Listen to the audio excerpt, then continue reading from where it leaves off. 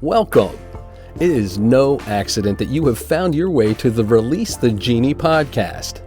What would you do with 3 wishes? And what if you discovered that you are in fact that very genie that could grant them? Well, join us now as we discover who our next genie is as we listen in and learn the stories of triumph, inspiration, and passion with some very special guests. And now, without further delay, your host of the Release the Genie podcast, Mr. Paul Rogers.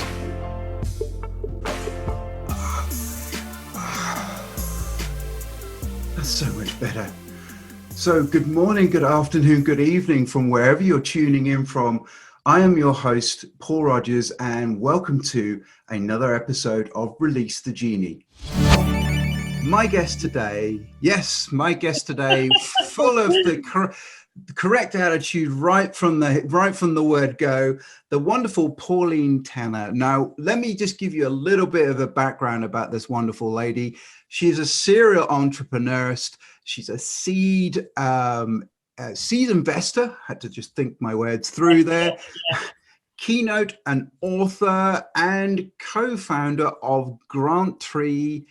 2010 she started that, a team of 35 people who have done over 60 million worth of equity-free funding, a heavyweight in all sense of the word in relation to her business, not herself. Welcome to the show, Pauline. How are you doing? I'm really well. I'm so glad to be the genie. Yay, we're gonna have fun, Paul. Let's get this party started, shall we?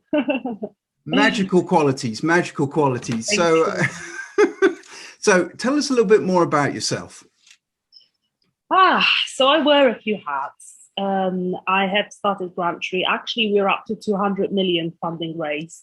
So yeah, that bio I sent you was not quite accurate. And over 50 people. And I also invest a little bit in startups. And that's what I do during the daytime. And in the evenings, I perform as a burlesque girl. So I've got a bit of a double, 2 personalities there. And I even wrote a book about it. Can I just get that one again, just slower this time? So yeah. Daytime, businesswoman, evening, after dark? Showgirl. I thought that's what you said. Wow, what a fantastic combination. Thank you. To a point in time, it felt like I was living this double life, and my business friends didn't quite know about what I was doing during the evening, and my cabaret friends didn't always know that I was a businesswoman. Up until a point, I think it was in 2014, when I was due to do a TEDx talk, and I was like, heck, I'm going to put it all together and do a big coming out ceremony. And I basically did a talk where I was standing in front of the audience, talking as my business persona. And behind me on the projector, there were photos of me in various stages of undress, performing as a burlesque showgirl. And I let the 2 personalities interact for the first time, and people absolutely loved it. And I was like, I'm no longer going to be embarrassed about any aspect of me. I'm going to be proud and celebrate it. And that's what I did. That is so, so beautiful. And it sounds like you're having a lot of fun as well. Yes, a lot of fun. Well, if anyone was worried about embracing themselves or actually just following their passion, then you've got it all there. Oh, thank you. I have certainly managed to inject quite a bit of fun into my life. So I remember the moment I decided to actually find out how to become a showgirl. And it was during that time when my business was early stage. I was working super hard. I was in my mind all the time. And I thought to myself, I'm just missing the most vibrant, provocative, extraordinary, expressive part of myself. It's just not out there, because you don't really, of course you can be creative in business, but up to a point. And I was having all these thoughts, and I was in London Piccadilly Circus that day, And I walked past this place where they were having a burlesque rehearsal for a show, and it was called Café de Paris. I'm not even sure if it exists anymore. I need to go and check. Probably shut because of COVID. Anyway, I kind of caught a glimpse of a rehearsal for a show, and I, on the spot, decided I was going to find out how to become a showgirl, and I did. That's amazing. I mean, most people will have gone, yeah, and then carried on, but that a lot of people are artistic. They express themselves, but that's such a, as you said, it's a creative way to have another persona. It's amazing because you get to develop your persona. You get to.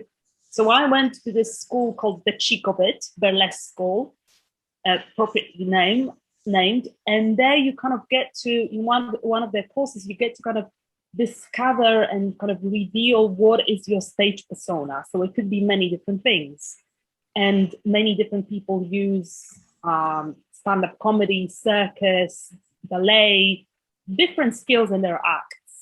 I used singing because I'm a singer, and I was always a bit self-ironic. So I always kind of used creative personalities that were kind of like taking the mickey out of myself a little bit. And it was so much fun, honestly. Just the best thing to do for somebody who's kind of in their head all the time and frustrated with working all the time. Just do something crazy and outrageous for yourself. Wow.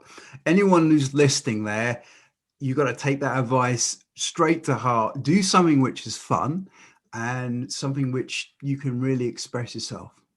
Absolutely. I love it. I love it. So tell me now, and I think you mentioned that you obviously had this big sort of coming out truthful moment. Was that your release the Genie moment, or has there been other ones? So that was the first one when I thought to myself, I'm not going to not care if there's a client sitting in this audience and he or she is going to see me perform a burlesque out and strip on stage and going to see my naked ass. I'm going to love it. And if they don't like it, it's not my problem, it's their problem. So that was the first moment. And the second moment was when I decided to write a book about it, because the TEDx talk is only going to reach so many people. But a book is something that's much more of a public act. And also, I wrote this book for a business audience, actually, and I just interspersed the business lessons with stories from the burlesque world. So that's the second kind of big release the Genie moment, and it's coming out in autumn this year. So yeah, exciting. and have you got a working title for it at the moment, or is it still under wraps? Of course I do. It's called Laid Bare: What the Business Leader Learned from the Stripper. Oh no, I love that. That's really good. Wow. Well, look, okay, everyone, November, you know where it is, and we'll keep you posted through our various sort of social media. That's wonderful. Wow. You can see I'm catching up here. So I'd be really, really interested to know what is been one of your quotes or mantras which you've lived by.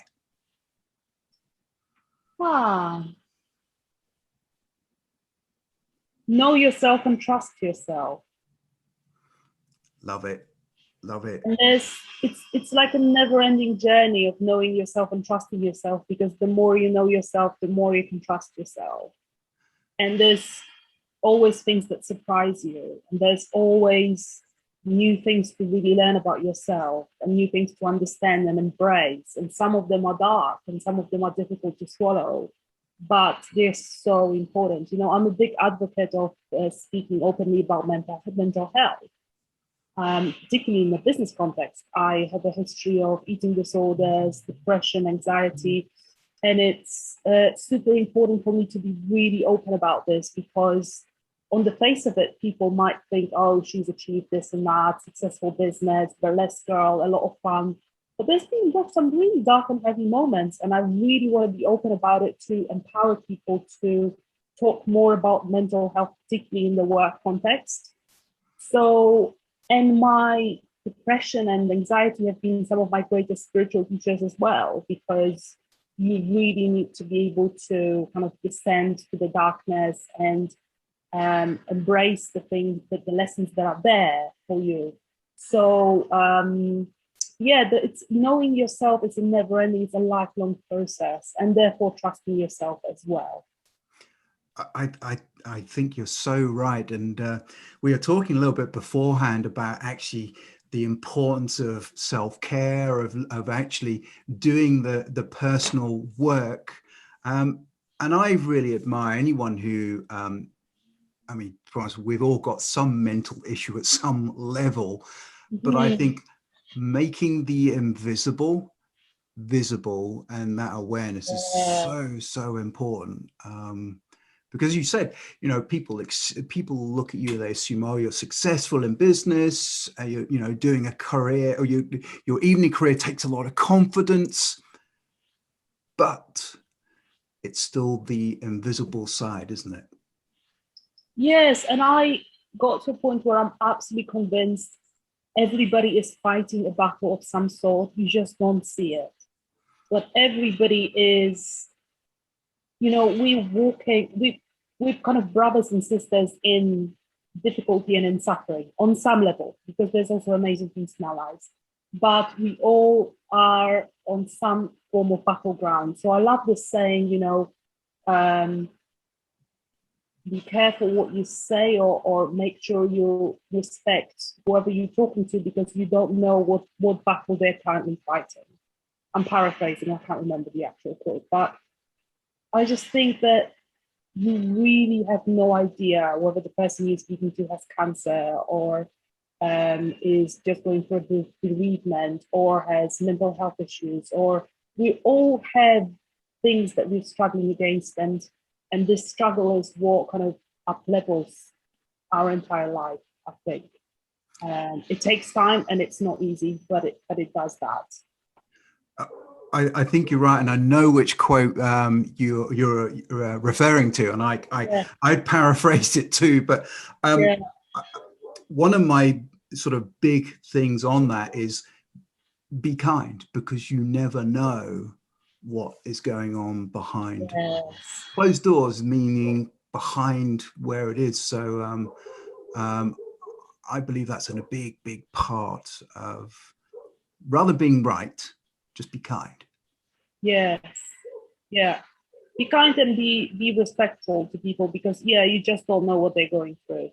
And just like you have struggles in your life, everybody has, it's a different thing for everybody, but everybody has some sort of topic or area where they're struggling.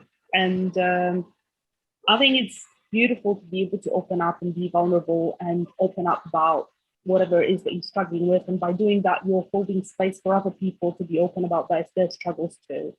And you never know who it's going to touch. So, yeah. And that's the important thing. You just never know who you may be helping with what you're going through. And to be honest, that's why we do what we do. When you cut away everything else, it's why we do what we do, to help other people and to help them embrace that. Well, look, tell me about, if you could, you'd like to share with us a story of a time in your life where you had to struggle, or there was some setback that you had to overcome. I think it would be just running my business and having mental health issues or injuries, as one of my friends who is a therapist like to refer to them, that it's not an illness, it's like an injury. It's something that you get through. So I think the fact that I was running my business alongside my boyfriend when we started, and later on husband, that made it so much more easy to talk about what's actually going on for me and get support from him. And also the way I developed the company, and we've got very transparent, a culture of transparency. So we actually, in my company, people set their own salaries. They talk openly about mental health. all the financials of the company. So there's no information that's hidden, which usually would create politics in companies. Everything is open for people to see and access. So because the company was developed in this way, and this kind of culture of transparency and respect, was because one of our values is everybody is worthy. And because we've grown the company in this way, it's become easier for me to be open and honest about what I'm going through at a given point. And we reached a stage where people are really feeling okay about checking out, for example, for several hours, just saying, I have got really bad anxiety today, or I'm not feeling good today. I'm going to come back as soon as I've taken care of myself. So it's become like self-care. It's become an important value for us. So I'm really happy with that. I'm really proud of that. I mean, listening to you, and COVID is having a huge effect on us, and yeah, mental health seems to be pushed further and further into the foreground, especially in relation to businesses. So this is something you've already been dealing with. So a lot of companies are going to want to catch up on what you're already doing. So would there be any advice you could give in relation to business who are looking to sort of be more compassionate? Yeah, very good point. I would say aim to create the kind of workplace where if you were looking for a job today, you would want to work in. So that means take your values very seriously as a founder, and do your best to really implement them and see them throughout the company. And values, if treated seriously, they will have very far-reaching consequences, because if we say everybody is worthy, then we're going to make sure that we minimize politics, and we, for example, have no managers in our company. So everybody manages their own time and performance, and they do performance reviews, and everybody basically has the responsibility to manage themselves. So well, that's a lovely. Take your values very seriously. Yeah. I think that's a lovely blueprint, isn't it? I mean, without sort of getting into the actual framework there of actually ownership in some way, ownership of themselves, and also being in charge of their own health, which is mental and physical. I love it. It's really, really, really good. So any businesses out there who, who would like to hear Pauline speak, I know you're a keynote speaker, then that would be that'd be a really good speaker to have on any business thing. So love it. Well, look, we're going to go now. We're going to ask you, who is your hero? This can be a live, dead, fiction, non-fiction. So who would you say is your hero? I've got several. So I've got people that I look up to in my professional life. Go for it, as many as you want. And then there's Superwoman, of course. Yeah, absolutely. I like the movie. I really like the movie. The only issue I had with the Superwoman movie is that all women look like models. If I was making it, I would have a geeky girl in glasses. I would have a curvy girl. I would have a skinny girl. I would have like all sorts of women, because all women are amazing as long as they can see and understand that for themselves. So that's the only issue I had with the movie, but I love the movie other than that. Then there is people in the area of spirituality I really appreciate. So there's quite a few I could give you, actually. Pick one or two. Now you've got Wonder Woman. That's pretty hard to top. Throw a couple more at me here. Okay, so let's say there's a lady called Angel Gambino, who is a US serial entrepreneur, and she is also now investing in startups. And I know her through Clubhouse, and I'm in her room every day, and I really appreciate how much time and effort she is devoting to giving back to the community and sharing her knowledge and her wisdom. Then there's going to be Bjork. I absolutely love Bjork, and Bjork is on my internal board of directors. So my internal board of directors is chaired by my late grandma, and I've got people like Bjork and other people I respect on that board, and that board helps me make decisions. That is wonderful. That is, and yeah, growing up in England and with Bjork when she first came on the scene, she's very unorthodox. She is a badass woman. I just love her. Yeah, and she is a really high caliber artist as well, I believe. I went to her concert of her album Biophilia, which was before Utopia in the UK, in Ali Pali in London. And it was quite a show. It was amazing. Well, that's great. I mean, I can see why they're the heroes, and there's a lot of them in you. But we'll leave that coaching session to another day. Oh, thank you. That is just so nice to hear. Well, look, let's see, what are you actually working on at the moment? Okay, so there is, apart from the book, which is coming out in November, and anybody listening who's curious about the book, do go to my website, paulinatenner.com, and just sign up for updates. I would absolutely love to tell you more about my progress with the book and share any kind of lessons that I'm learning, and have you join my wait list for the book and then pre-orders list. And I'm also working on something that I mentioned just before we started recording, and that's called the Great Fuck Up Summit. Love the title. And it's all about celebrating fuck ups and failures of entrepreneurs and business people to empower us all to fail more, because with failures come the most amazing lessons. So, and I want to kind of remove the taboo from failing. Failing is actually a great thing if you know how to fail well. Yeah, I totally agree.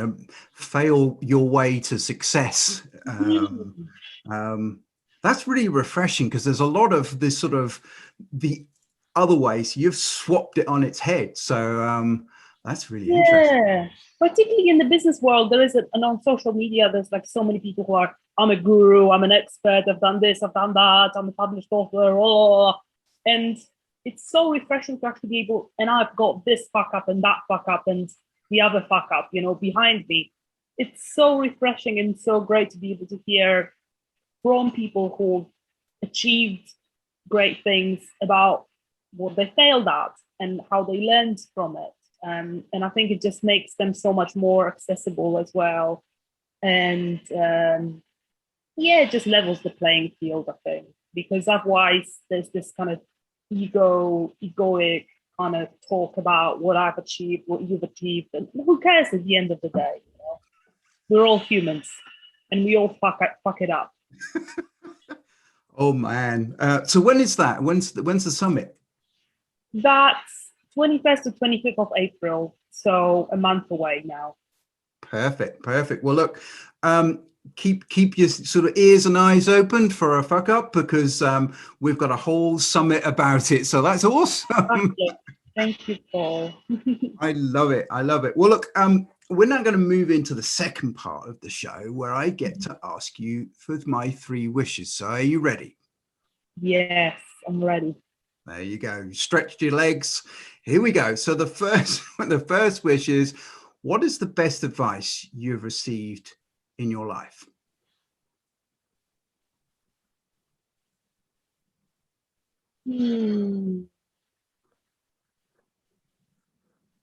There's something lovely my dad said to me once, because my dad is a lawyer and my mum is a lawyer by training, but she is a university professor. So I've got quite successful parents.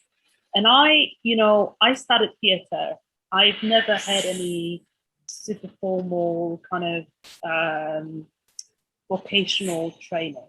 And I just learned everything I know about business by doing business. Anyway, at some point I had a conversation with my dad, and I said, Dad, like, don't you regret that, like, either my sister and I aren't lawyers? And then my dad, so that you could pass your practice on to one of us, then my dad said something along the lines of, like, you're meant for better things. And that was just so heartwarming. It was just like, wow, like, oh. That's amazing, because that's opened up the whole playing field in just a very small sentence. Yeah, because a lot of parents have these expectations of their kids. You have to become a doctor, you have to become a lawyer, you have to be this. And then, yeah, it's just so beautiful to hear it. My dad doesn't, maybe isn't as emotional as my mom, but sometimes he says something, but he would say something very simple that just goes straight to your heart. That's amazing. I love it. Good old dad. So that's wonderful. Let's move on to the second wish, which was, what advice would you give your younger self?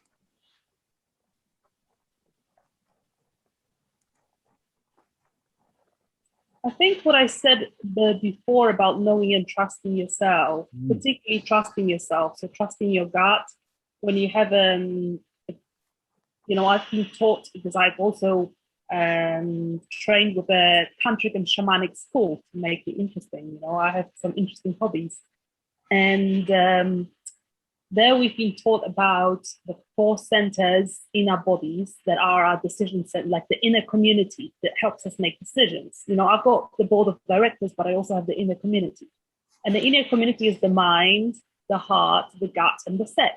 And they help you, they can discuss things together, and they can help you decide what's the best thing for you. And it could be anything. It could be a business decision, it could be a work decision, it could be a life decision. And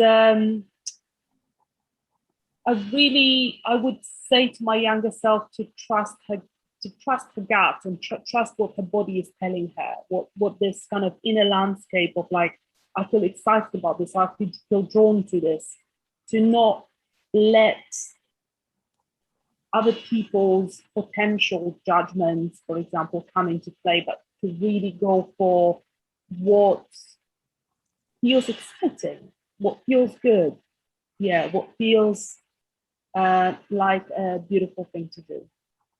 I think that's really important. It kind of links to what your dad said as well. Yeah, it's too easy to get shouted down or accept what other people say and kind of retreat into your shell. So I think trusting yourself and knowing what actually is good for you is the important thing. Love it. Thank you. Well, I wish I'd have given myself that advice when I was younger, because that would have helped a lot. Hence why I'm going to like to talk on your summit. So the third and final wish, sadly, is could you share with us one personal attribute which is responsible for your success? Resilience. Yeah. The fact that I keep going, that I don't give up easily, that I can move on quickly from fuck-ups and failures and things which just haven't worked for whatever reason, and that all can be branded as resilience. And yeah, one of my friends said to me, like, Pau, because my friends call me Pau, Pau, you're such a warrior. And I was like, oh. And yeah, I think resilience is it. I love it. And, it's obvious to see that you don't take yourself too seriously as well, which I think, I think that helps with resilience. Is that what you think too? Yeah, absolutely. Because if you take yourself, you can just laugh about things. You can laugh about your fuck-ups and failures and celebrate them. And if you take yourself too seriously, you're going to take your failures more seriously as well. So I think it definitely helps to have a bit of distance, sometimes, and look at yourself with a pinch of self-irony. I love it. I love it. What fantastic advice. We've got a real good mix there of, and if people are looking for takeaways, just take those three things away. And I think you'll be a better person for watching this. So thank you for those wonderful Genie advices. Now, I know you like your books. So is there one book or more than one, if you fancy it, which you turn to or has inspired you? Oh, many. So on the business level, for example, a book called Maverick, written by this guy called Ricardo Semler, who is a Brazilian entrepreneur and who is like for me, grandfather of transparent and open cultures. So he took a business over from his father, and it was a business which already had like thousands of employees when he was like 21. And in his first week, like fired 80% of senior management because he knew that with the changes he wanted to implement, he was not going to be able to pull it off with those people there. So like very charismatic leader. He recently did a TED talk about how to create educational systems in schools which are self-managed, so where children and students decide on the rules, where they decide their own budget, where they decide what they're going to learn and how they're going to learn it. So incredibly charismatic guy. On the more kind of spiritual front, I like a book called The Magdalene Manuscript, which is about the story of Mary Magdalene and kind of her what she lived through and what she had to say about kind of her interaction with Jesus and her message for the world right now, and it's pretty amazing. There are many books I love. Well, to be honest, I love the fact that you're able to give a business and a spiritual one. So, some people will think that one, they're mutually, one pushes the other one out, but actually you can do more than one thing at a time. So I think that's a really nice balance. And I kind of think that sums you up pretty much, actually. You can marry that sort of more than one thing at the same time. Yeah, I love being able to I think that our true power lies at the intersection of where different parts of ourselves meet and clash and collide. And if you're able to kind of bring all of those parts into one picture, you're going to be living a truly fulfilling life. So that's kind of my message, if you like. That's perfect. I love the word intersection. That just bounced out of me. That's a really good, memorable word. So awesome. Thank you. Look at that. Another Genie special without even asking for it. So you're in the flow. Yay, thank you. So now we're in the flow. I'd like to know how we can get hold of you. So tell us where you hang out and how we can get hold of you. Sure. So, a good way is signing up for my newsletter on my website, paulinaturner.com. I'm very accessible on social media. I tend to reply to messages, sometimes not straight away, but I get a lot of messages from startups, for example, and from people that are maybe inspired by something I've said or written. And I'm at Paulina Turner on Instagram, Twitter, and Clubhouse. And recently I've been spending some time on Clubhouse in some rooms that give really good advice and which I enjoy contributing to. So that's a good place to catch me these days. Awesome. Everywhere. Your virtual real estate is huge, which is great.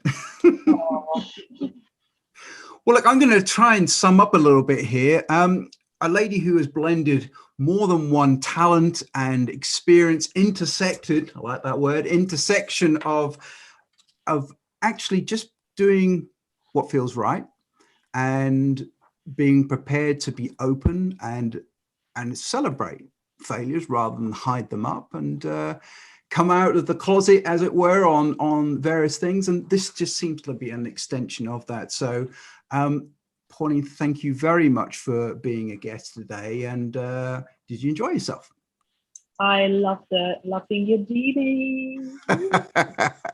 That is awesome. I'd say that's the spirit, but then you're better than the spirit. So thank you very much. Well, guys, if you've been moved and inspired like I have, you need to check this lovely lady out and stay tuned for the Fuck Up Summit and the book coming in November. So we'll keep you posted and we'll see you next time. Go ahead and release your genie today. Thank you once again, Pauline. And thank you everyone for watching. Bye. Bye-bye. Well, that's a wrap. You have been listening to yet another episode of the Release the Genie podcast with host Paul Rogers. Be sure to follow Paul on the LinkedIn platform and learn more of Paul's resources at www.takeactionacademy.ca. And until next time, as always, be mindful and be sure to release your genie. Thanks for listening.